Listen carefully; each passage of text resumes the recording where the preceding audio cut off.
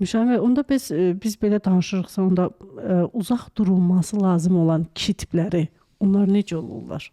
Bu yenə də deyirəm, qadının münasibətdə olmaq istədiyi kişiyə görə, o münasibətin gedişatına görə dəyişən bir şeydir. Baxır o münasibətdəki gözlənti nədir?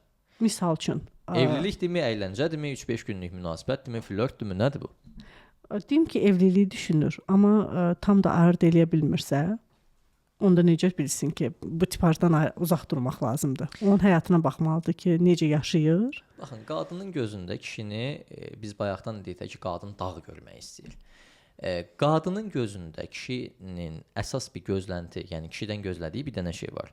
Kişi özündən güclü olmalıdır. Yəni o qadından güclü olmalıdır. Hə, yəni qadın bunu da dilə gətirmir də, sadəcə bu psixoloji düşünür ki, bu məndən güclü olmalıdır. Bizi dilə gətirsə də, gətirməsə də, istər-istəməz bunu şuurlu olaraq biz bir çox şey dilə gətirmirik, amma ürəyimizin dərinliyində onu bilirik. Elə şey var ki, biz onu içimizdə bilirik, amma gizlədirik. Elə şey var ki, o var, amma biz onun varlığından xəbərimiz yoxdur.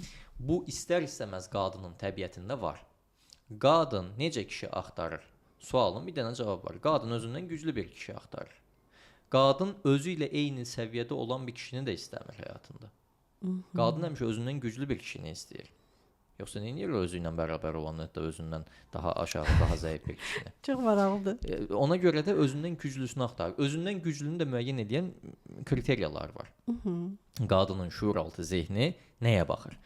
Qadın birinci növbədə hər şeydən əvvəl duyğularını kontrol edə bilən bir kişiyə baxır. Yəni qadının gözündə kişini alfa eləyən, güclü eləyən nüanslardan biri kişinin duyğusal kontroludur. Kişinin duyğusal, yəni kişi öz hisslərini kontrol edə bilsin. Bir mənalı olaraq, yəni kişi öz duyğularına hakim olmalıdır.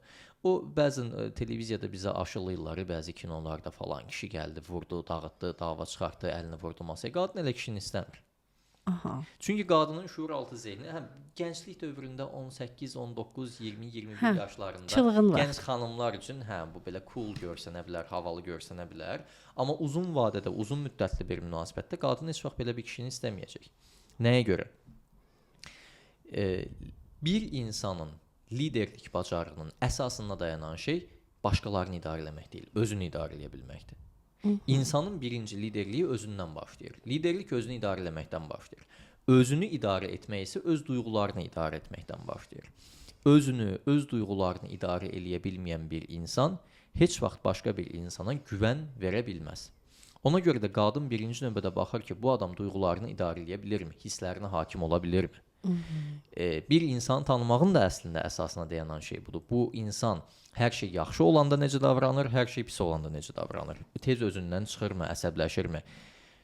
Çünki birinci növbədə fikirləşəcək ki, bu gələcəkdə mən bunu hirsləndirsəm, bir problem yaşasaq, bu necə davranacaq? Məni qoruya biləcəkmi? Özünə hakim olaya biləcəkmi? Mənə ziyan verərmi, verməzmi? Uşaqlarımı qoruya biləcəkmi? Buna baxır. Bunun birinci şərti ona görə duyğusal kontroldur. O romantizmdə çox bizə aşılanır da.